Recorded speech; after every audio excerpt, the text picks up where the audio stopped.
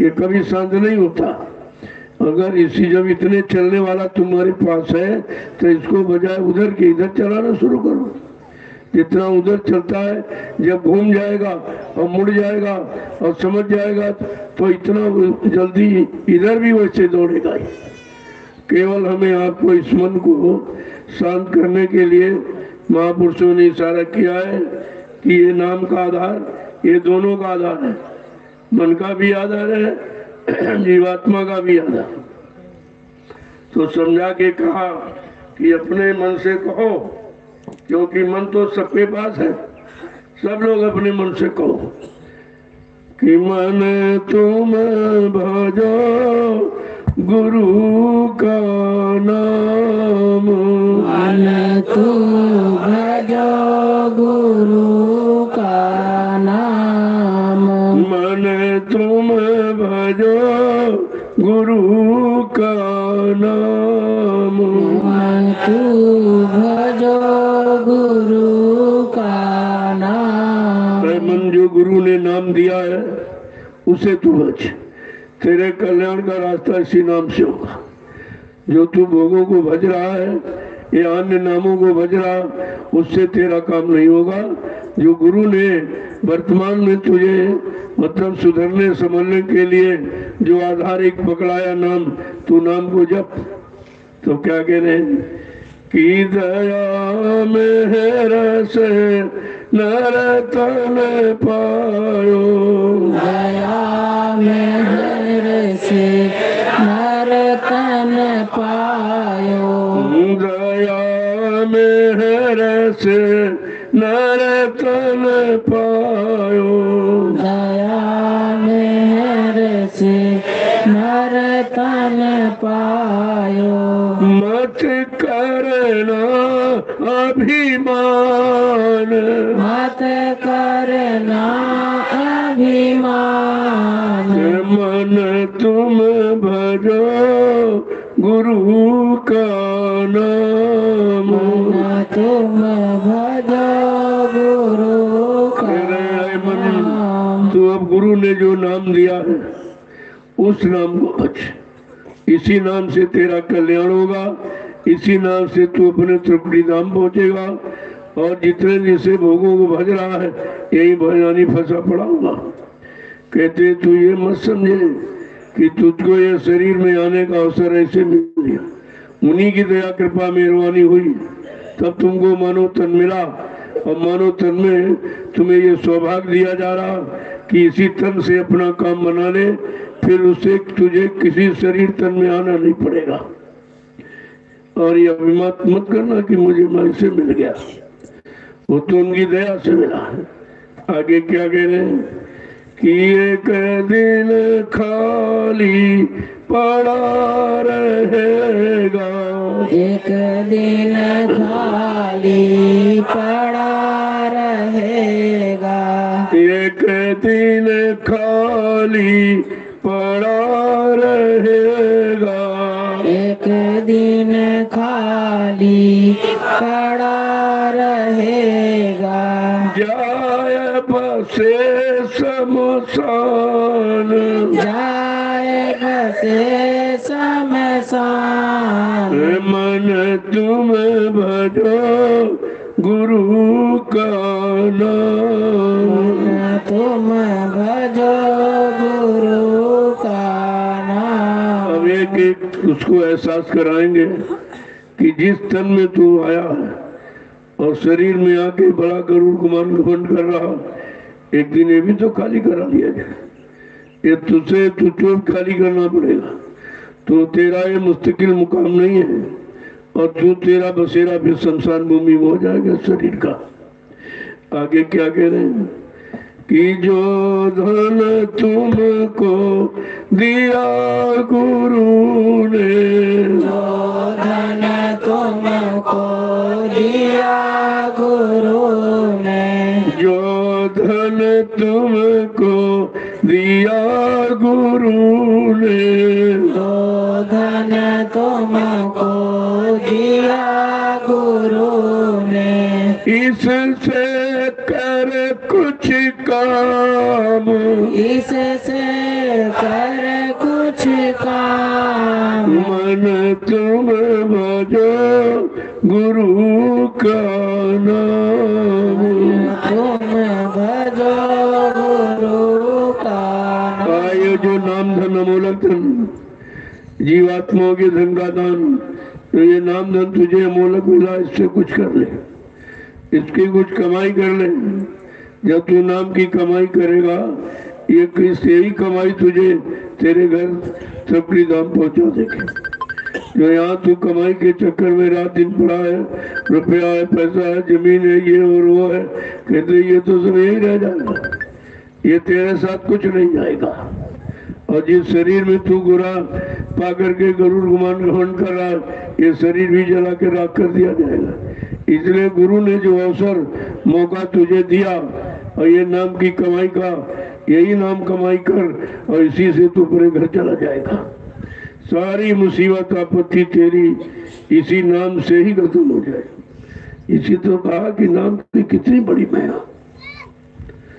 ब्रह्म राम ते नाम बड़ वरदायक वरदान, कहते ब्रह्म से भी और ईश्वर से भी और महाकाल से बड़ा ये नाम जो गुरु ने दिया।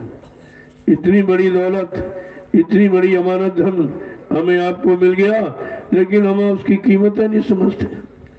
राम ने सकई नाम गुण गाए, जिनको लोग भगवान कहते हैं, वो भी उस नाम की महिमा नहीं कर पाए जो गुरु देता। गुरु का नाम धन अलग है, वो जो देते हैं वो राम महिमा नहीं कर सकते। इन्होंने बताया तुमको जो नाम कोट नाम संसार में तासे मुक्ति न होए, आदि नाम जो गुप्त जब पूजे बिरला को, यही आदि नाम है। जो आदि नाम का राज इस कलयुग में संत महापुरुषों ने खोला, और ये नामदान सबको दिया। उनके यहाँ कोई भेदभाव, कोई छोटा बड़ा, गरीब अमीर, पढ़ा लिखा अनपढ़, स्त्री पुरुष, हिंदू मुसलमान का कोई झगड़ा झंझट नहीं, क्योंकि नाम के अधिकारी सभी हैं। ये दौलत तो अपने पर अनुसार आप पैदा करते हो, लेकिन जो गुरु नाम धन देता है, उस नाम की कमाई करने का अधिकार सबको सृष्टि में। उनके यहाँ कोई जाति भेद, कोई छोटा बड़ा गरीब कुछ नहीं। लेकिन हम समझे कैसे इसको? समझ में तो आता नहीं। कहते जो धन तुमको गुरु ने दिया, अरे उससे कुछ तो काम कर ले, कुछ तो समय निकाल कर उसकी कमाई कर ले, और ये कमाई तेरे साथ जाने वाली, तुझे घर पहुंचाने वाली है। आगे क्या कह रहे हैं कि अंत समय यो ही लुट जाएगा, अंत समय यो ही लुट जाएगा, अंत समय यो ही लुट जाएगा, अंत समय यो ही लुट जाएगा। संग न जाए छदाम, संग न जाए छदाम, मन तुम भजो गुरु का नाम, मन तुम भजो गुरु का नाम। ऐसा तूने न किया, अगर नाम की कमाई नहीं की तो अंत समय लूट जाएगा। जो धन की कमाई कर रहा उससे तो तुझे लूट लिया जाएगा, यानी सब छीन ली जाएगी, रखवा दी जाएगी, तू लेके कुछ नहीं जाता है।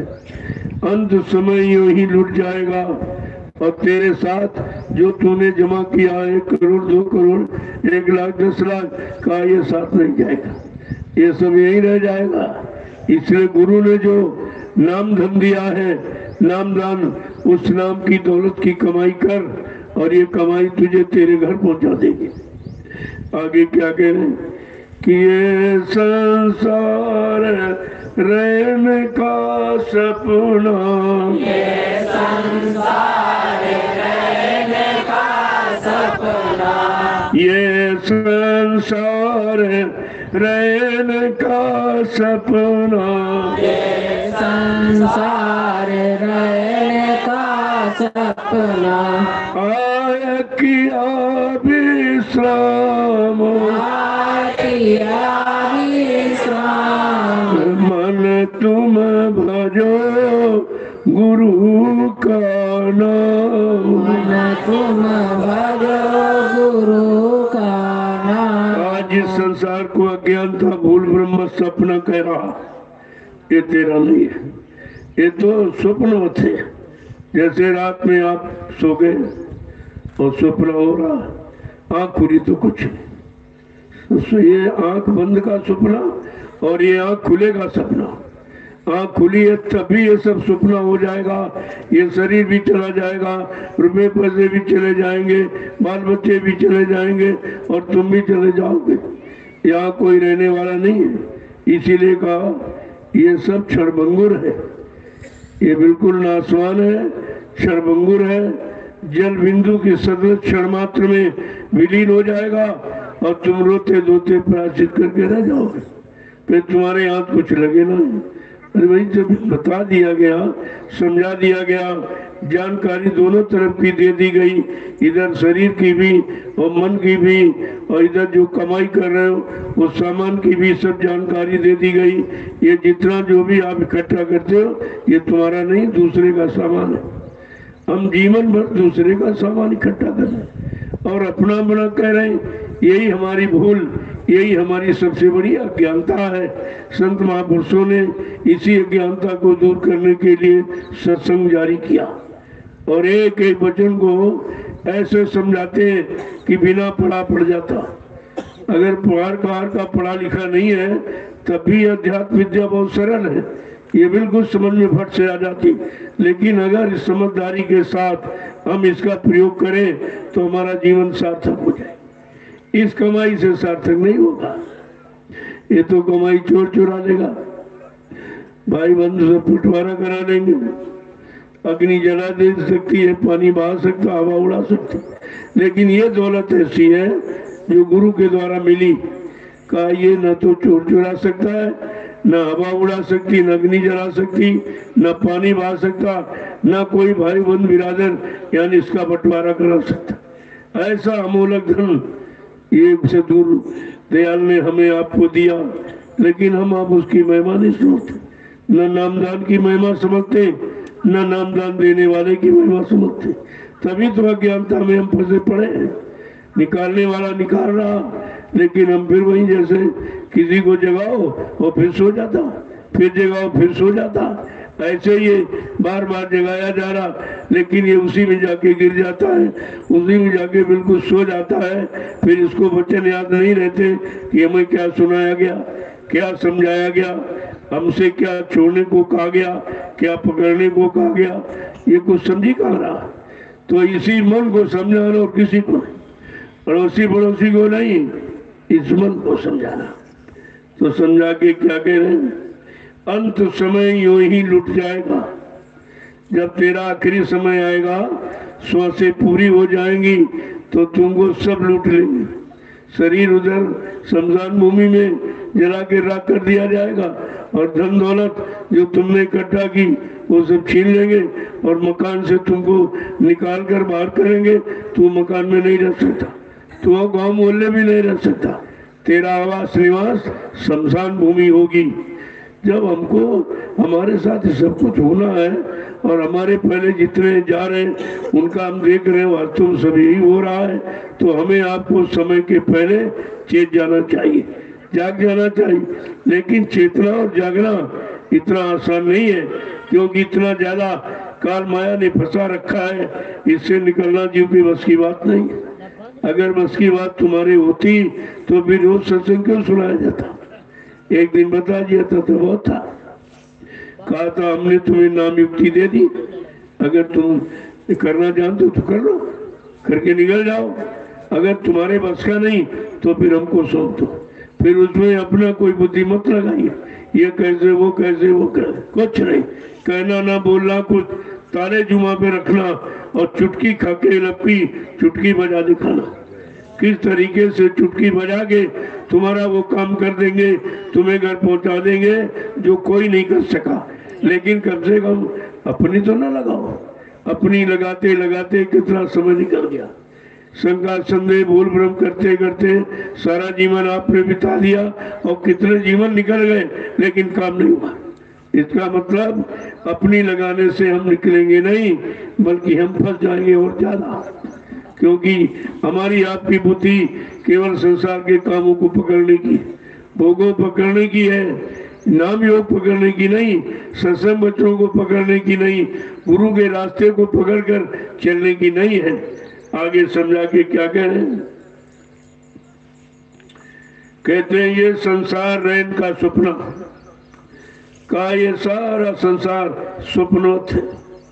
जैसे सपना देखते हो आप, सोए आंख खुलती कुछ नहीं, ऐसे जो तुम खुली आंख से देख रहे हो, ये खुली आंख वाला सपना है, और वो बंद आंख वाला सपना रात्रि का, और दिन का खुली आंख वाला सपना है। कि हम सब देख रहे हैं कि जमीन हमारे नाम, मकान हमारे नाम, ये सब हमारे नाम, बैंक बैलेंस हमारे नाम, लेकिन हमारे साथ जा तो कुछ नहीं रहा। ये कैसा नाम है, ये कैसा हमारा नाम है कि हमारे साथ कुछ नहीं जा रहा, मकान भी नहीं जा रहा, दुकान भी नहीं जा रही, बैंक बैलेंस भी नहीं जा रहा, रुपया पैसा सोना चांदी कोई सामान नहीं जा रहा, कोई रिश्ते जिनको हमने पकड़ा ये हमारे हमारे वो भी साथ छोड़ दे रहे, हमारा साथ कोई नहीं दे रहा। ये तो अंत समय में समझ आती, लेकिन उस समझ काम क्या करी। जीवन निकल गया, जब जीने का ढंग आया तो उससे लाभ क्या होगा। जीवन रहते रहते हम सब सीख लें, समझ लें, क्या करना वो कर ले, क्या छोड़ना उसे छोड़ दे, किधर जाना उधर चल पड़े, किधर नहीं जाना उधर विराम ले लें। अगर ये जानकारी हम जीते जी समय के मरने के पहले ये सारी जानकारी ले लें तो ये सब कुछ आप साथ में ले जा सकते। कैसे? वो महापुरुषों के आदेश पर, अगर वो परमार्थ के लिए आदेश कर दें तो आप सब कुछ यहाँ से लेके एक एक पाई लेके तुम जा सकते हो। लेकिन ऐसे नहीं, जब परमार्थी सेवा का आदेश हो उस आदेश में आप लग जाए और वो आदेश इस तरह का दे जिससे तुम्हारा भी वर्तमान का काम हो जाए और भविष्य में आने वाले लाखों लोगों का काम तुम्हारी पूंजी संपत्ति से हो जाए, कहा ये तो ऐसे तो तुम ले जा सकते, वैसे नहीं ले जा। देखो मकान आप नहीं ले जा सकते, लेकिन जो तुमने सेवा दी है, सेवा के द्वारा ये भी तो मकान सब बन रहे हैं। इनमें आने वाले लाखों लोग बैठ के भजन करेंगे, सुमरन ध्यान करेंगे, सेवा करेंगे, सत्संग सुनेंगे और भोजन कराएंगे करेंगे, तो तुमको यानी एक एक पाई तुम्हारी, ये मकान तुमको उधर की तरफ भी ले जा। लेकिन जो तुमने अपने घर में बनाया वो बाल बच्चे छीन लेंगे, वो तुम्हारे हाथ आने वाला नहीं है। इसीलिए हमें आपको समझना है कि हमें जीते जी करना क्या। चलो परिवार मिला है, परिवार की सेवा करो, मना थोड़ी किया जाता, लेकिन ये भी तो समझो कि कुछ बचा के रखो। ये दशांश क्यों जोड़ा गया कि जो भी आप कमाई करते हो, मान लीजिए 100 रुपए कमाते हो तो 90 तो तुम्हारे हो गए, लेकिन 10 गुरु के, क्योंकि तुमने उनसे नामदान का कर्जा लिया। ये नामदान का कर्जा है, इस कर्जे को निपटाने भुगताने के लिए दशांश तुमको खर्च करने के लिए कहा गया। जहाँ गुरु इशारा करें, जहाँ संत महापुरुष इशारा करें, वहाँ अगर आप उसे खर्च कर दो तो तुम्हारा काम भी बन जाएगा, इधर परिवार भी चलता रहेगा और तुम्हारा गुरु परिवार भी चलता रहेगा, ये दोनों परिवारों की रक्षा हो जाएगी। तो दशांश तो गुरु का है। अगर दशांश नहीं देते, आप कंजूसी करते हो, छिपाते हो, तो वो तो निकल जाएगा, क्योंकि गुरु का धन आप खर्च नहीं कर सकते हो और हजम भी नहीं कर सकते। तो ये कोई बीमारी आ जाएगी उसमें निकल जाएगा, कोई झगड़ा खड़ा हो गया उसमें निकल जाएगा, कोई दुर्घटना हो गई उसमें आपका निकल जाएगा, वो आप हजम नहीं कर सकते। इसलिए कहते हैं अरे भाई तुम अपना न दो, लेकिन जो हमारा दशांश है तुम उसी से ये धर्म कर लो, ये काम अपना बना लो, और ये दशांश मेरे वाला ये तुमको मेरे तरफ खींचेगा, मेरे तरफ ले जाएगा, मेरे बच्चों को सुनाएगा और मेरी दी हुई नाम की युक्ति को कमाएगा और घर पहुंच जाएगा। लेकिन तुम्हारा जो 90 तुमने रखा वो कुछ नहीं करेगा, वो सब यही रह जाएंगे। देखो दशांश का कितना बड़ा, और दशांश आप निकलते नहीं तो भी परेशान हो। तुम्हारी परेशानी का मूल कारण यही है, जो आपने नामदान लिया वो कर्जा आया, उस कर्जे के भुगतान के लिए कहा कि अपनी कमाई का दशांश निकालते रहोगे काम बनता रहेगा, परेशानियां नहीं आएगी, बीमारियां नहीं आएगी, लड़ाई झगड़े में नहीं फंसोगे, दुर्घटना नहीं होगी, अकाल मौत में नहीं जाओगे। दशांश कितना बड़ा काम कर रहा, और जो 100 में 90 रखे वो कोई काम नहीं कर रहे, वो तो आपका कोई काम नहीं इधर कर रहे। एक एक वचन को देखो किस तरीके से कि समझाते हैं कि मतलब कोई भूले ना।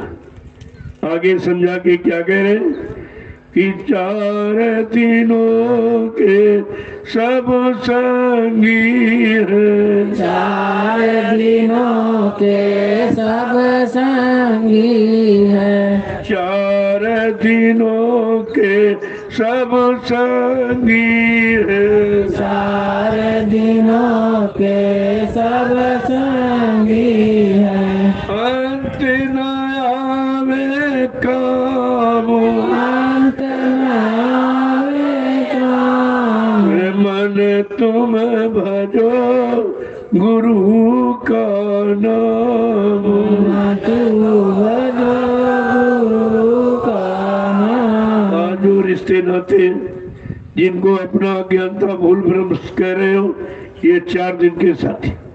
4 दिन का मतलब आपके शरीर की 4 अवस्थाएं।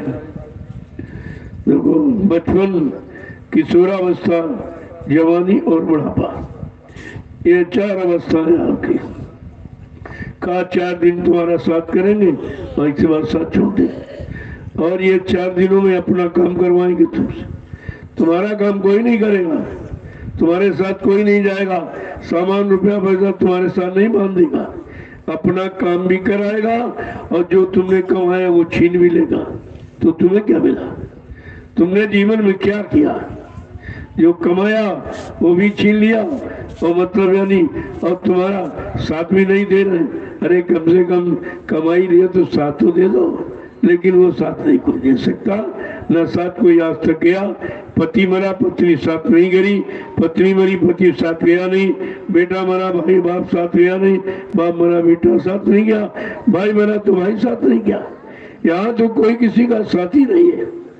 इसीलिए समझा के महापुरुष कह रहे हैं 4 दिनों के सब साथी, हमारा आपका साथ। ये सब 4 दिन जब तक शरीर में जीवात्मा रहेगी और ये 4पन शरीर में रहेंगे तब तक तुम्हारा साथ देंगे। इसके बाद तुमसे साथ यानी हटा लेंगे, रिश्ता तोड़ देंगे। जब रिश्ता टूटना ही है तो हम समय के पहले तोड़ के अपना काम ही क्यों नहीं बनाने? तुम्हारे साथ जुड़ने में क्या लाभ? तुम जिनसे आज तक जुड़े तुम्हें कुछ मिला? तुम्हारी शक्ति ताकत और खींच दी, शरीर को कमजोर कर दिया, भोगों में फंसा करके एकदम बिल्कुल जर्जर कमजोर इसको कर दिया। अब इससे कुछ हो नहीं रहा। तो समय रहते जागो, समय रहते चेतो, समय रहते अपने काम में लग जाओ, उधर चल पड़ो। मीराबाई भी तो नारी थी, उसने परिवार देखा, परिवार के रिश्ते देखे, और वो तो मतलब नहीं रात घराने की थी, सब रुपया पैसे सब कुछ सोना चांदी सब देखा, लेकिन ये समझा कि ये सब देख तो रहे लेकिन साथ तो ये जाएंगे नहीं। केवल देखने के लिए, मिलने के लिए नहीं, और मिल करके कोई लाभ लेने के लिए नहीं, तो हम इससे रिश्ता ही क्यों रखें? धीरे धीरे धीरे वो संगतों में बढ़ने लगी, जाने लगी, और सत्संगी साधकों का साथ करने लगी। अब वहां तो बड़ा अपमान होने लगा। कह रहे परिवार वाले कह रहे बड़ा अपमान कर रही, ये राजा रानी होकर के देखो छोटे छोटे लोगों के पास बैठती है, छोटी छोटी जातियों के पास, यहाँ से क्या अब दुनिया वाले क्या समझे कि वो कह दी सदगुरु ही काम बनावे, सदगुरु ही काम बनावे और काम नसावे, बाकी सब काम को नष्ट करने वाले। धीरे धीरे धीरे उसने छोड़ने का काम शुरू किया और उधर यानी सदगुरु की तलाश करने लगी कि भाई इसका जानकार कौन है, हमारा काम कराएगा कौन। इनसे छुटकारा लेने के बाद फिर हम किसका हाथ पकड़े और किसकी तरफ जाएं और कौन मेरा काम करेगा। कहती खोजत खोजत मिले संत सदगुरु रविदास, जिंदियो नाम सैदानी। बड़ी खोज की, बड़ी, तुम्हें तो कुछ खोजना भी नहीं पड़ा, तुम्हें तो बिना खोजे ही मिल गए, बिना बुलाए आ गए, बिना मांगे ही तुमको नाम धन अमोलक दौलत दे दिया। वो तो बेचारी बहुत रोई, बहुत तड़पी, सब जगह उसने ठोकरें खाई, लेकिन धीरे धीरे धीरे धीरे कहते खोजत खोजत मिले संत सतगुरु रविदास, जिन दियो नाम सैदानी। उन्होंने दया करके, कृपा मेहरबानी करके कहा हमें नाम का सहारा दे दिया। और सच्चा सहारा नाम का है, बाकी सारे सब झूठे। जिनको तुम अपना सहारा समझते हो और सारे जिनके बैठे हो, वो तुम्हारा सहारा नहीं है। वो एक दिन सब सहारा खत्म हो जाएगा। कहा तो उसने कहा कि रविदास जी मिल गए, उन्होंने नाम का सहारा दिया। ये नाम सहारा हमारा काम करेगा। ये नाम का सहारा जमीन जायदाद और मकान का सहारा, पति पत्नी बाल बच्चों का सहारा, ये तो एक दिन बेसहारा कर देंगे। हमारा कोई सहारा नहीं देगा, कोई साथ नहीं देगा, कोई संग नहीं जाने को तैयार नहीं होगा। सब तुम्हारा ये बीच में ही किनारा कर देंगे। महापुरुषों ने इसीलिए बताया सारे सहारों की रिश्तों की जानकारी। कहा ये है रिश्ता। रिश्ता माने क्या? कहते नहीं घड़ा रिस रहा है, यानी फूटा है, धीरे धीरे बह जाएगा, खाली हो जाएगा। ऐसे ये रिश्ते हैं, ये धीरे धीरे धीरे सब खत्म हो जाएंगे। जब तुम बुढ़ापे में पहुंचोगे तो सारे रिश्ते तुम्हारे दूसरे रिश्ते ही खत्म कर देंगे। और जैसे जीवात्मा निकली तो बिल्कुल खत्म, फिर तुमको देखना पसंद नहीं करेंगे। तुम्हारे उसी शरीर को, जिस शरीर से आपने मकान बनाया, दुकान बनाई, बच्चे बनाए, जमीन बनाई, धोनी, सब पैसा इकट्ठा किया, आज उसी की कदर है। उसी शरीर को लोग देखना नहीं चाहते, नफरत करते हैं। कहते जल्दी करो, इस पर नफरत का पर्दा डालो, इसका चेहरा देखा नहीं जा रहा, बहुत खराब लग रहा है।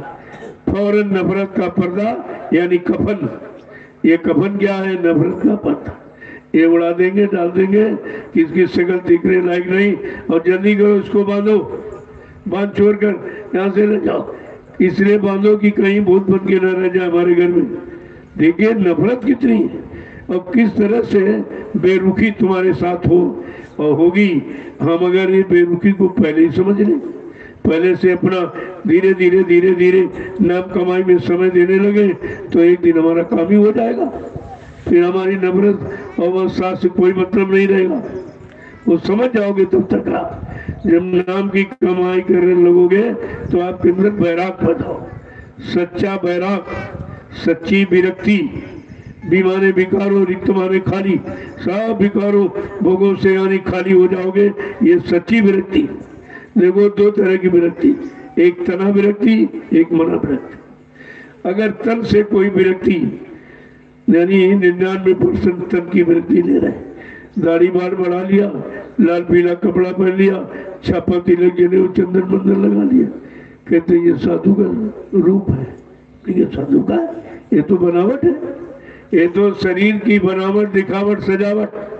साधु तो अंदर में बनोगे जब मन कर्म वचन यानी मन बुद्धि चित्त को साध लोगे, साफ कर लोगे, अरे तब तुम साधु बनोगे। जिसने काम क्रोध लोभ मोह अहंकार को जीत लिया वो साधु है। साधुता का मतलब नहीं, अरे साधुता एक विचार है और विचार अंदर में उत्पन्न होते, बाहर में तो होते नहीं।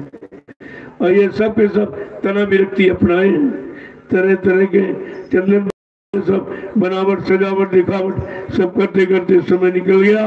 और जो मन की विरक्ति होनी चाहिए, मन को विरक्त माने खाली नहीं किया। मन को विकारों से, भोगों से, गलत यानी तरह से उसको जो फंसा है उधर से तो खाली आपने किया है। इतना विरक्ति धोखा देगी। यही विरक्ति यानी सिंगी ऋषि ने 60,000 वर्ष तपस्या की और इतना विरक्ति ने उनको चकनाचूर कर दिया। एक वेश्या ने ठग लिया, एक सेकंड नहीं लगा उसने ठग लिया। ये काम बाण सबसे बड़ा है। इसका ये चला और इसका घाव कभी पूरा नहीं होता। इसलिए कहा पहले काम पर विजय प्राप्त, फिर क्रोध पर, फिर लोभ पर, फिर अहंकार पर। इसलिए आपको आश्रमों में रखा जाता है कि काम क्रोध लोभ मोह सब तुम्हारा यहाँ खत्म है। यहाँ तुमके क्या, यहाँ काम भी चला गया, क्रोध भी यानी खत्म, लोभ मोह अहंकार सब यहाँ खत्म, कोई यानी जोड़ गांठ, कोई इकट्ठा करना, ये हमारा वो हमारा, ये सब तुम्हारा जा रहा, ये सब तुमको सामने कराया जा रहा। इसलिए आश्रम, अपना आश्रम, अपना अपने काम का आश्रय सहारा कहते आश्रम होता है। तो वो कितने तरीके से, इसलिए जब तक उधर से बेरुखी नहीं करो भाई, तुम उनको खुश रख नहीं सकते। कब तक उनके भोगों की पूर्ति करते रहोगे? जब बुढ़ापा आ जाएगा, शक्ति क्षीण हो जाएगी, भोग भी नहीं होंगे, तब तुम्हारा झगड़ा होगा। बुढ़ापे में झगड़ा होता है इसी बात का कि वो सब पूर्ति खत्म हो जाती है, उधर से कुछ रहता नहीं, शरीर में ताकत है नहीं, भोग कर सकते नहीं, तब उसको क्रोध आता। अगर काम की पूर्ति हो जाए तो लोभ आ जाएगा, और पूर्ति न हो तो क्रोध आ जाएगा। सारी जड़ तो यही है। आपको आश्रम सब कुछ सिखाता। यहाँ जबरदस्ती आपसे ब्रह्मचर्य कराया जा रहा, किसी को 1 साल, किसी को 2 साल, 3 साल क्यों रोका जाता? भाई हम रोके, हमें क्या फायदा है? नुकसान, लाभ तो तुमको मिलेगा। अरे संयम तुम्हारा होगा, मन तुम्हारा ठीक होगा, और ठीक होकर के मन भोगों से हट करके इधर नाम योग में लगेगा तो काम तो तुम्हारा होगा। लेकिन आश्रम के सिवा कोई ऐसा स्थान नहीं है जहाँ से काम करो, लोभ मोह अहंकार को आप जीत सको। वो आश्रम ही ऐसी जगह। पहले अन्य युगों में ऐसा लंबा खड़ा किया जाता था, जैसे मंदिर कहते थे, तो उसमें काम करो लोग तो नहीं दिया। एक व्यक्ति पूजा करने जाता और इसके बाद दरवाजा बंद कर ताला लगा देता। अब कहा कि अगर ऐसे से ऐसा बना दो लंबा तो हजारों लोग बैठ गए, उसमें एक आदमी नहीं बैठ सकता, और रुपया उतरने लगा, समय उतरने लगा, परिश्रम उतना ही लगा, लेकिन काम उतना नहीं हुआ जो आश्रम से काम हो। कहा बजाय ऐसे के अब कलयुग में ऐसा बना था, ये लंबा आश्रम का नमूना दे दो, इसमें हजारों लोग बैठेंगे, और बैठ करके उसमें केवल शरीर की पूजा करते हो, इसमें आत्मिक पूजा करेंगे, अपने आत्मा के कल्याण की। देखो कितना अंतर। वो मंदिर जो खड़ा, उसमें केवल शरीर इंद्रियों की पूजा, और ये जो पड़ा लंबा बना दिया, इसमें जीवात्मा की पूजा, आत्मिक पूजा। लोगों दोनों में कितना अंतर है, पहले अंतर को समझो, फिर तुम्हारी समझ में सब आ जाएगा कि हमें किसमें बैठना चाहिए। और उसमें तो पुजारी तुमको रहने देगा, भगा देगा, तुरंत ताला डाल देगा। लेकिन आश्रम में कितने लोग रह रहे हैं, कितने लोग यानी आत्मिक पूजा भजन कर रहे हैं, कितने लोग सेवा कर रहे हैं, ये कितने लोग सत्संग सुन रहे हैं। वहां तो कुछ नहीं, पैसा उतने, समय उतना ही खर्च हुआ, लेकिन वहां ये काम नहीं होगा जो आश्रम में कलयुग में होगा। इसलिए कलयुग समयान युग जो नरकर विश्वास, इसलिए कलयुग के समान अच्छा युग कभी नहीं आया। उन तीनों युगों में ये शिक्षा तालीम, ये मतलब नाम की कमाई, नाम का आधार था ही नहीं, क्योंकि ये संत महापुरुषों के पास, और कलयुग में संत आए और किसी युग में आए नहीं थे। तो संतों ने कहा कलयुग समयान युग, कलयुग के समान दूसरा अच्छा युग जीवात्माओं के उद्धार का कोई नहीं रहा। क्यों कहे? लेकिन तुमको महापुरुषों पर विश्वास है। जो नर कर विश्वास, जो नर विश्वास कर लेगा संत महापुरुषों पर, उनके बच्चों पर, उनके नाम की युक्ति पर, का उसका उद्धार हो जाएगा, उसका कल्याण हो जाएगा। देखो कितना बड़ा लाभ है। इसलिए बात तो समझनी चाहिए। तो ये कलयुग है सबसे अच्छा, केवल संत महापुरुषों ने अच्छा कहा, बाकी सब कहते कलयुग बहुत खराब, कलयुग बहुत खराब, कलयुग बहुत खराब। सबों ने कहा बहुत अच्छा, बहुत अच्छा, बहुत अच्छा, लेकिन अच्छा तो कहा, फिर इसको भगा क्यों रहे? कहा अगर कलयुग अच्छा है तो कलयुग जाने की बात क्यों कर रहे हैं, सतयुग लाने की बात क्यों नहीं? अच्छा कहते अगर कलयुग ना हो तो तुम्हें नहीं आता, इसलिए कह रहे हैं अगर कलयुग ना होता तो मुझे आने की जरूरत नहीं थी। तो कहा इसलिए कि हम आए हैं इसलिए अच्छा है, लेकिन इसको अगर भगाएंगे नहीं तो तुम इसी में फंसे रहोगे, ये तुमको निकलने नहीं देगा। ये बात केवल संत महापुरुषों ने बताई, किसी ने बताई। न ब्रह्मा ने, न विष्णु ने, न शंकर, न राम पे, न देवी देवता, न हट मंदिर, गिरजा, गुरुद्वारा और रामायण, ज्ञानी, गीता, पुराण, कुरान किसी ने नहीं बताई। ये बात किसी ने नहीं बताई। ये तो संत महापुरुषों ने त्याग करके कहा, कलयुग समनयान युग, जो नर कर विश्वास। कलयुग के समान जीवात्माओं के लिए कोई अच्छा युग नहीं अगर तुम संत महापुरुषों पर विश्वास कर लो। आपने विश्वास नहीं किया तभी तो हट गए, एकदम मथुरा खाली कर दिया, या ऐसा भग गए जैसे कोई आफत आने वाली। न सोचा, न समझा, न विचारा, और एकदम मतलब यानी सबके अंदर शंका, भूल भ्रम पैदा हो गई कि गुरु चले गए, गुरु चले गए। अरे ये तो सोचते जो जिन तुम्हारा हाथ पकड़ा वो चला कैसे जाएगा, फिर तुम्हारा खिलाफी हो जाएगी, फिर वो झूठा हो जाएगा, सारा संत समाज, सारा गुरु समाज झूठा हो जाएगा अगर ये ऐसा हो जाए। तो कम से कम विचार करना चाहिए। जिसने नामदान दिया है, नामदान दे के कहा कि बच्चा मैं जब अजर अमर देश से आया हूँ, जब तक तुम्हारी जीवात्मा को अजर अमर देश नहीं पहुँचा लूंगा मैं चैन से बैठने वाला नहीं हूँ। चाहे मुझको कोई भी काम करना पड़े, कितनी यात्राएं कष्ट तुम्हारे लिए सहनी पड़े, या कोई लीला करिश्मा कोई खेल क्यों न करना पड़े, लेकिन मैंने जो वादा किया, जो मैंने वादा किया है उस वादे को पूरा करके ही जाऊंगा। कहा ऐसे मैं जाने वाला नहीं। तो इतना बड़ा आश्वासन जिसको आपने बिल्कुल झटके में फुला दिया, तुम्हारी समझ में कुछ नहीं आया। इसका मतलब तुमने सत्संग बच्चों को पकड़ा ही नहीं था, तुम्हारी सत्संग बच्चों में कोई आस्था, कोई पक्का विश्वास हो ही नहीं पाया, तभी तो आपने ऐसा किया। कितना बड़ा दुर्दिन का समय आके खड़ा हो गया। अगर आप चरण शरण में बने रहते तो अब तक बहुत कुछ काम हो गया होता, लेकिन जैसे आप भग गए आपका काम रुक गया। तुमने किसी का क्या नुकसान, अपना नुकसान किया, अपनी प्रगति, उन्नति, उत्थान तुमने अपना यानी रोका, किसी का नहीं रोका। तो बात समझ में आई नहीं, बच्चों को समझा नहीं आप, और किसी ने नहीं समझा। ये 45 करोड़ में कोई ऐसा नहीं निकला जो गुरु की वचन को समझता, उनके दिए नामदान पर चलता, और मतलब उससे कोई लाभ प्राप्त करके सारी शंका समाधान से अलग हो जाता, ऐसा कोई नहीं निकला। बड़े अफसोस की बात है।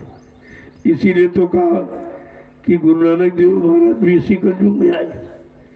उनके भी जब 4400 शिष्य हो गए तो उनको चिंता हो गई। देखो परीक्षा सबकी दी जाती, तरीका कोई भी हो, अलग अलग रहा, अलग अलग तरह का। जब जैसा जीव और जीव की सामर्थ्य शक्ति तब तैसी परीक्षा होती। तो गुरु नानक देव जी महाराज को चिंता हो गई कि हमारे शिष्य तो 4400 हो गए, लेकिन इनमें हमारा कौन है जो मेरे सिवा न किसी को जानता हो, पहचानता हो, न किसी की सुनता हो, न किसी की तरफ जाता हो। ऐसा सच्चा आशिक, सच्चा मेरा भक्त कौन है? तो कहा इसकी परीक्षा ले लो भाई, से तो पता चलेगा नहीं। ऐसे सब कहेंगे हम बहुत मानते, आपको हम बहुत मानते, लेकिन मान्यता तो समय पर स्थित परिस्थितियों पर होती है, ऐसे नहीं। तो उन्होंने परीक्षा की तैयारी कर ली। क्या किया? संगत से कहा कल मैं एक आवश्यक संदेश दूंगा, सबकी उपस्थिति अनिवार्य है। उन्होंने रात में तैयारी कर ली, एक झोपड़ी बना ली। झोपड़ी में एक तरबूज का फल रख दिया, एक तलवार रखी और एक आदमी को बैठा दिया, एक बकरे को बंद किया और एक बाल्टी लाल रंग पानी घुरवा के रखवा दिया। जब सवेरे संगत आई तब ऐलान किया कि सब लोग खड़े हो जाओ, लाइन से बन खड़े हो जाइए। सब लाइन से खड़े हो गए। तब गुरु नानक देव जी महाराज ने कहा कि मैंने इसलिए ये सब किया, आपको लाइन में खड़ा किया कि मैं आप सबकी परीक्षा लेना चाहता हूँ। तब उन्होंने कहा कि परीक्षा का प्रश्न क्या है? का प्रश्न ये है, मैं सर चाहता हूँ, मुझे सर चाहिए सर। बड़ी कठिन परीक्षा, लेकिन क्या गुरु तुम्हारा सर काटेगा? क्या सर तुम्हारा लेके अलग कर देगा शरीर से? मतलब सर का नहीं लोग समझ पाए। यानी इतनी बड़ी कुर्बानी क्योंकि गुरबाणी में लिखा है शीश दिए गुरु मिले तो अभी सस्ता जान। अगर गुरु के मिलने में हमारा ये सिर चला जाए तो ये सस्ता सौदा। लेकिन कौन सा गुरु? परमार्थी गुरु, जीवात्मा को जगाने वाला, परमात्मा से मिलाने वाला, जीवात्मा को निर्धाम पहुंचाने वाला और पाप कर्मों में माफी कराने वाला। ऐसा सच्चा समर्थ सदगुरु मिल जाए और उसके मिलने में अगर ये सर चला जाए तो ये सस्ता सौदा। इसको सस्ता बताया, जबकि देखने में सुनने में कितना कठिन है। तो जब ये आदेश फरमाया, जो सबसे आगे प्रेमी खड़ा था वो परमार्थी जीव था, बड़ा खुश हुआ कि अगर मेरा सर गुरु के काम आ जाए तो मेरा तो जीवन ही सार्थक हो जाएगा। एक दिन सिर आंख में तो सभी जला के राखी कर दिए जाएंगे। अगर ये हमारा काम आ जाए गुरु के काम में, और गुरु अगर इससे खुश हो जाए तो हमारा जीवन सार्थक हो जाएगा। तो वो तो हंसते हंसते अंदर चला गया। तो वहाँ पहले से प्रेमी एक बैठा गया था, उसने तलवार उठाई और तरबूज पर मारी तो खच की आवाज, लोगों ने समझा सर कट गया उसका। फिर जो है एक लोटा जो लाल रंग हो रहा था, एक लोटा वो यानी लाल रंग फैलाया तो बाहर निकल के आया। तो लोगों ने कहा ये पक्की बात, बिल्कुल इसका सर चला गया, ये तो चला गया, ये गया काम से। जबकि काम बन गया और तुम कह रहे हो काम गया। केवल तुम्हारा भाव देखा जाता, तुम कितने पक्के हो, कितने दृढ़ी हो, कितने कृतज्ञ हो, ये देखा जाता है, ऐसे नहीं। वो मतलब यानी वो अंदर इसी तरह से कहते 4 और गए अंदर। जब छठे का नंबर आया तो गुरु नानक देव जी फिर कहा अरे भाई हमको सर चाहिए सर। तो एकदम बगदल मच गई, सब भक्खड़े हुए, भैया वो गए तो गए, उनका सर कट गया, ये हो गया और सब भक्खड़े, सब शंका सुनने बोल में चले। जो दयालु है वो सिर काटेगा, ये काटना पीटना मारना ये काल शक्तियों का काम है, ये दयाल शक्ति का काम नहीं है। लेकिन मन कितना कच्चा था, जिनका मन कच्चा धोखा दे दिया।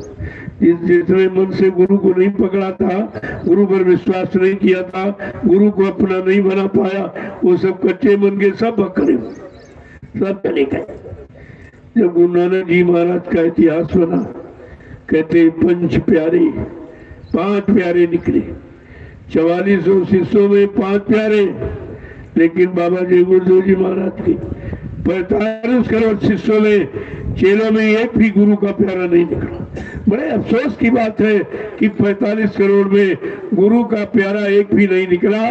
कोई गद्दी का प्यारा, कोई सामान का, कोई जमीन का, कोई आश्रम का, कोई धन दौलत का प्यारा निकला, लेकिन गुरु का प्यारा एक भी नहीं निकला। कितने बड़े अफसोस की बात कि गुरु नानक देव जी महाराज के 4400 शिष्यों में कम से कम 5 तो निकल आए, यहाँ तो एक भी नहीं निकला, एक भी नहीं निकला।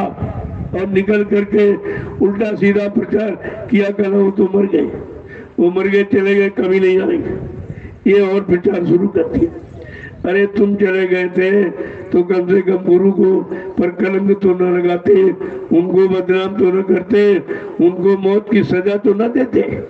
इतना तो तुम्हारे अंदर रहम होना चाहिए था। लेकिन देखा गया किसी में गुरु के प्रति रहम नहीं, कोई रहम नहीं।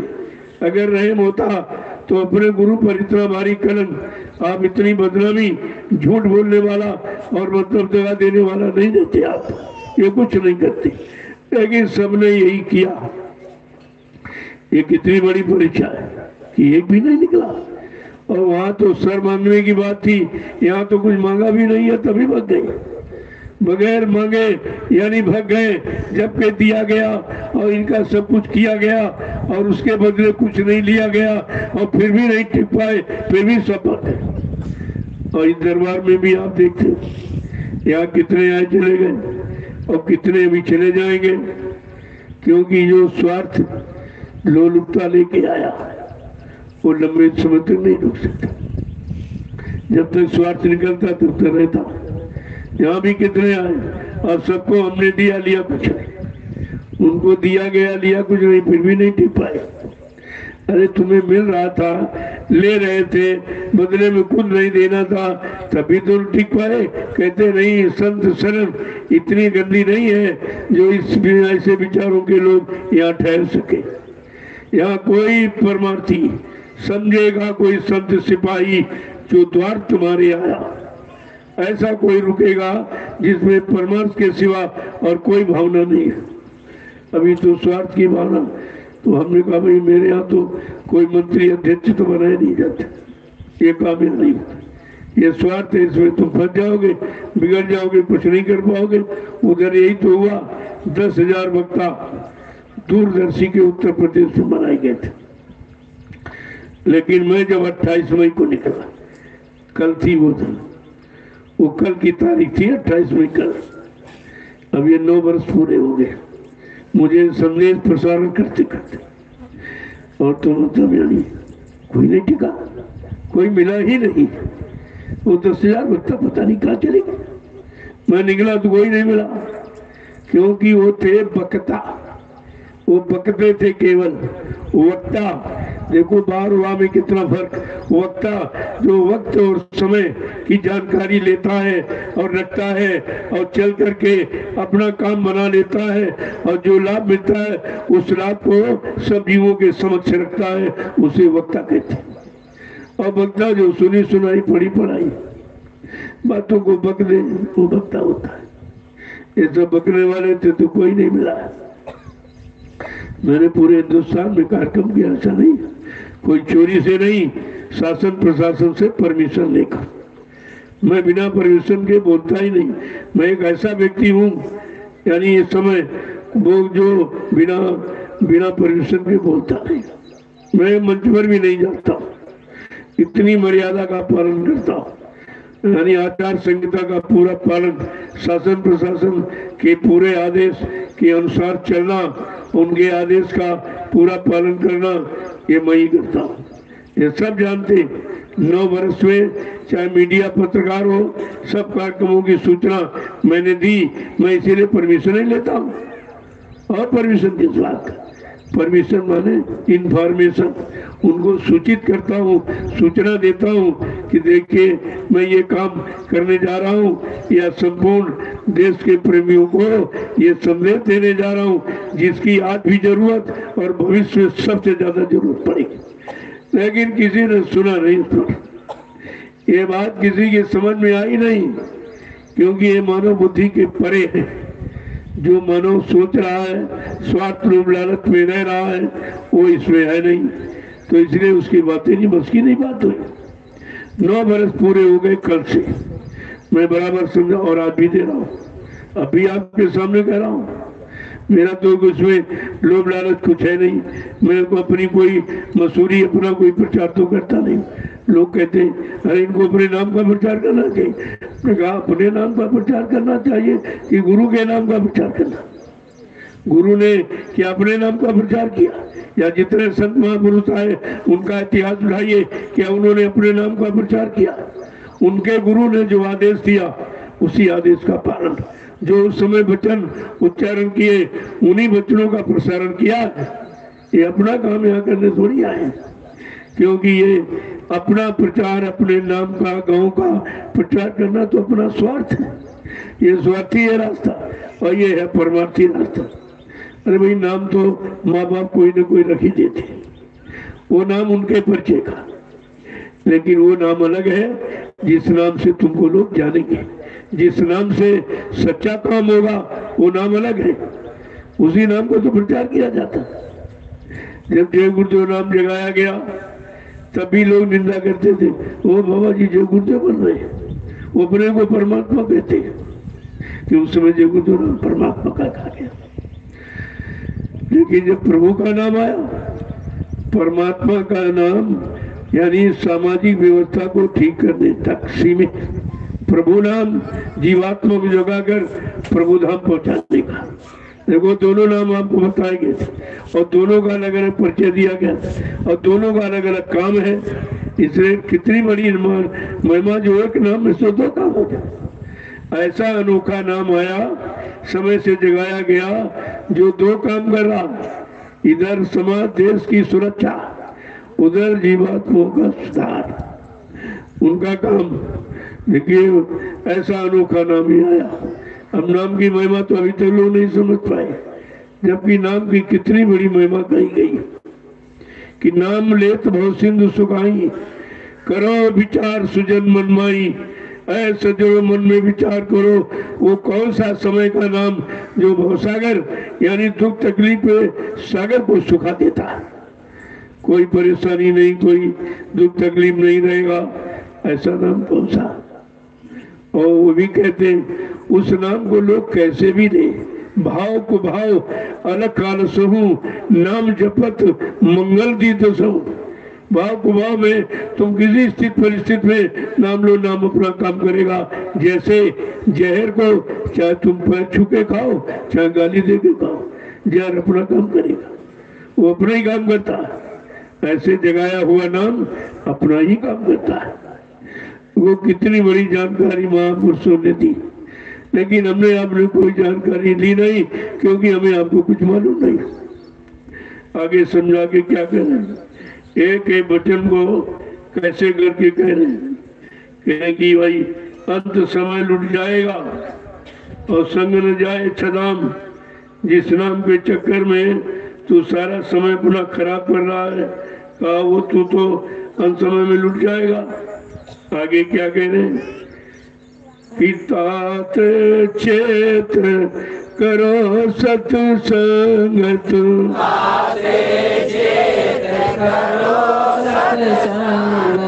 ताते चेत करो सत्संगत,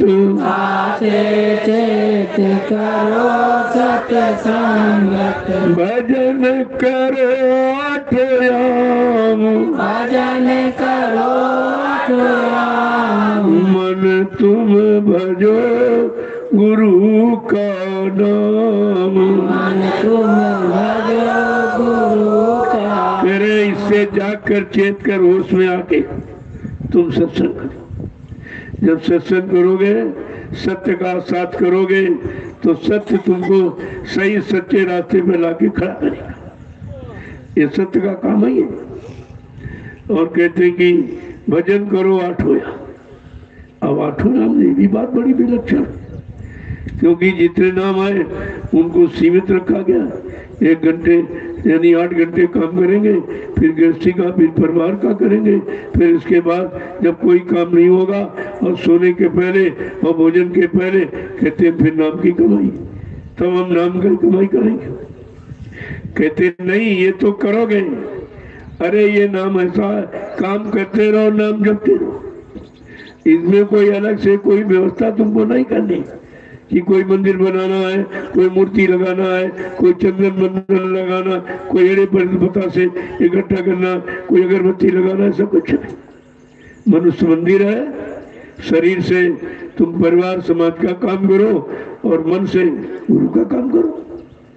मन से, क्योंकि मनुष्य में खाली रहता। आप काम में लग गए तो शरीर इंद्रियां काम कर रही हैं, तो कहते अरे भाई शरीर इंद्रियां अपना काम कर रही, तुम काम करते रहो, नाम जपते रहो। कितना सरल कि 24 घंटे आप नाम का उच्चारण कर सकते हैं, कोई बाधा नहीं, कोई खींच की जरूरत नहीं कि भाई कोई सामान मिले तब हम पूजा करें।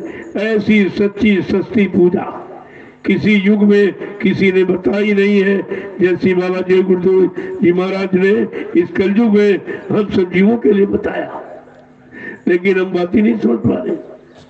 आगे क्या करें कि यही भजन तेरे संग चलेगा, यही भजन तेरे संग चलेगा, यही भजन तेरे संग चलेगा, यही भजन तेरे संग चलेगा।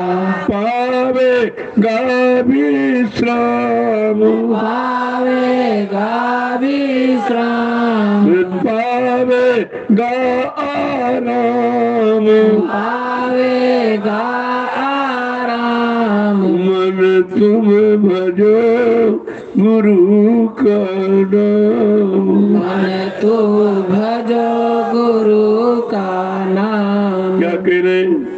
ये जो भजन करोगे साथ जाएगा। ये नाम की कमाई आपके साथ जो गुरु द्वारा मिली और उन्होंने दया से लेकर के जब हम नाम की कमाई करेंगे ये हमारे साथ जाएगी। और जो जिंदगी भर हाथ पैरों से मन बुद्धि चित्त से नाम की कमाई करते रहो यही छूट जाएगी। ये सब यही छीन लेंगे, तुम्हारे साथ एक पैसा भी नहीं जा सकता। इसलिए कहा कि मतलब ये भजन तेरे साथ चलेगा और इसी से तुझको आराम मिलेगा। यहाँ अगर ज्यादा धनी धन इकट्ठा हो जाए तो चिंता हो जाती, आराम कहाँ होता कि कहीं चोर न चुरा ले, कहीं डकैती न पड़ जाए, कहीं कोई मेरा कत्ल न कर दे, कहीं मेरा अपहरण न कर दे। कितनी चिंता पैदा करता ये जो दाम इकट्ठा करते हो।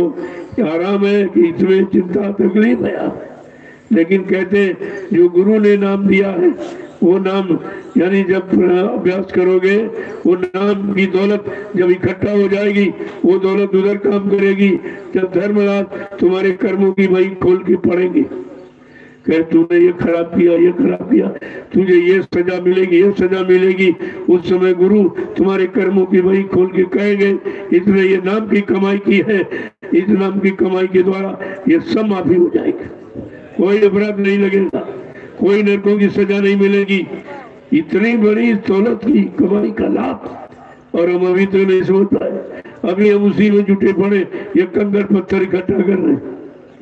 आगे क्या कह रहे हैं कि दया में हर सतगुरु से लेकर, दया में हर सतगुरु से लेकर, दया में हर सतगुरु से लेकर, दया में हर सतगुरु से लेकर, चलो त्रिकुटी धाम, चलो त्रिकुटी धाम, मन तुम भजो गुरु का नाम। मन तुम भजो गुरु का नाम। कहते नाम कमाई किसके सहारे से? दया मेहर सदगुरु की देख, सदगुरु की दया मेहर कृपा से ये नाम की तुम्हारी फलीभूत हो जाए। नाम की कमाई स्वतः, क्योंकि मन लगेगा नहीं, मन करने नहीं देगा, वो इधर उधर भगेगा। कहते तू मेहर दया मेहर सदगुरु की लेकर चलो त्रिकुटी धाम, जहाँ मन का स्थान घर है मन को वहीं पहुंचा दो। ये नाम क्या करेगा कि मन को पकड़कर उसके घर पहुंचा देगा। जो उसका घर है त्रिकुटी धाम, वहीं का रहने वाला है, वहीं पहुंचा देगा। तब इसको आराम विश्राम मिल जाएगी। आगे क्या कह रहे हैं? काल कर्म से बंधन छूटे, काल कर्म से बंधन छूटे, काल कर्म के बंधन टूटे, काल कर्म के बंधन टूटे, मिले पुरुष सतनाम, मिले पुरुष सतनाम, मन तुम भजो गुरु का नाम। मन तुम भजो गुरु का नाम। कहते जो काल माया ने मिलकर कर्मों का जाल बनाया, कर्मों के बंधनों में फंसाया, कहते जैसे तुम गुरु के द्वारा दिए नाम को भजोगे ये काल के सारे बंधन टूट जाएंगे। कोई बंधन तुम्हें बांध नहीं सकता। अगर मन बुद्धि चित्त को रोककर तुम नाम की कमाई यहाँ पर बैठकर, यहाँ नहीं, ये मन का घाट, ये जीवात्मा का घाट, यहाँ पर बैठकर जब नाम की कमाई करने लगोगे तो काल कर्म जितने भी काल ने कर्मों का विधान बनाया और कर्मों के जाल में बंधनों में हमें आपको बांधा और फंसाया, जैसे तुम गुरु के द्वारा दिए नाम को जपने बजने लगोगे तो ये सब बंधन खत्म हो जाए। कोई बंधन रह नहीं सकता। उस नाम के आगे कोई काल की चाल चल टिक नहीं सकती। ऐसा आपको दिया गया नामदान, लेकिन आपने कीमतें नहीं सुनी। न नामदान की कीमत, न नामदान देने वाले की कीमत। तो इसीलिए तो मूल ब्रह्म में चले गए। अब ये संदेश कहीं नहीं मिला। तुम कहीं चले जाओ, ये सत्संग कहीं नहीं मिलेगा, कहीं कोई नहीं रहा। इस समय तो सब मौन हो गए, चुप। सबको डर हो गया कि 4 आदमी 10 आदमी इकट्ठे हो जाएंगे, बीमारी आ जाएगी, बीमारी आए। अरे तुम्हें अपने सदगुरु पर भरोसा नहीं है, तुम्हें नाम पर भरोसा नहीं। जिस नाम के लेते भवसागर सूख जाता, फिर ये छोटी छोटी बीमारी क्या करेगी? वो कैसे आएगी? वो तुम्हारे पास कैसे आ सकती? अगर तुम सच्चाई ईमानदारी से रह रहे हो, मन बुद्धि चित्त को रोककर नाम की कमाई कर रहे हो, तो ये बीमारी कुछ। अब इसमें जो कमी रह जाती है उसमें छोटी बहुत के जुकाम हो गया, बुखार आ गया, ये छोटी मोटी, लेकिन जानलेवा बीमारी तुम्हारे पास नहीं आ सकती, वो नहीं आ सकती आप।